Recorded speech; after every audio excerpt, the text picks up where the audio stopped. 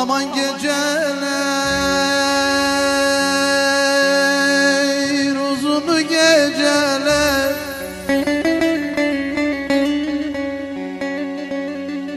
ben sensiz dayanamam anam anam anam anam, uzun geceler.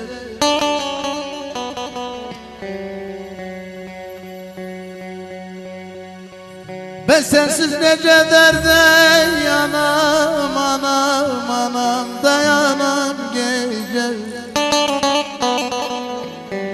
Servi boyuna kurban olum anam anam.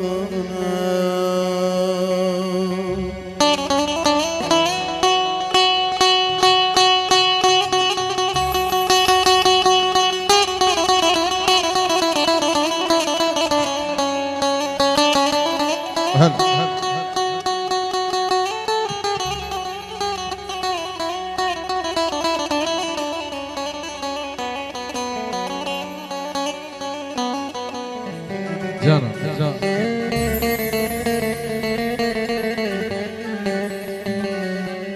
Ah canana, ah canana gül ana. Sensiz bak evim dağlam yıkıldı gitti ana.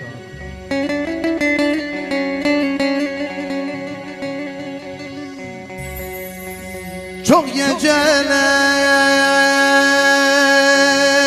yuhudan mahrum anam, beşikle beler beni de anam anam anam, canım anam. Benim üçü canımdan olan anam anam anam, canım anam.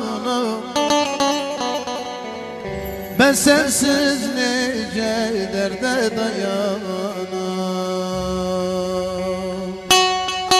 Anam anam anam anam anam, canım anam.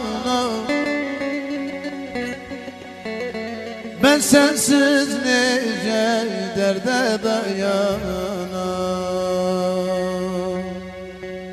Bir ev anasız kalsa kurumuş dala benzer.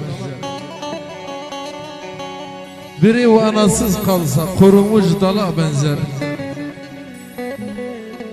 Ne kahirleri çekmiş, ne vaylar ana çeker. O evladın acısını yalnız bir ana çeker. Ana gidenden soyunu kim evin dalına eker?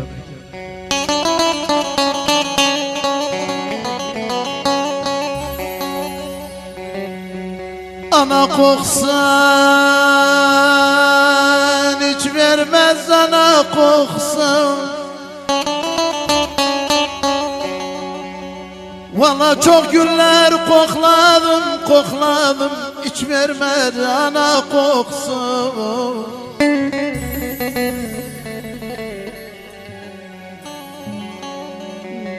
Dele bağrımdan kardeş vurmaz anam anam anam, yoktur anam. Ben sensiz nece derde dayanam. Anam anam anam anam anam, canım anam. Ben sensiz nece derde dayanam.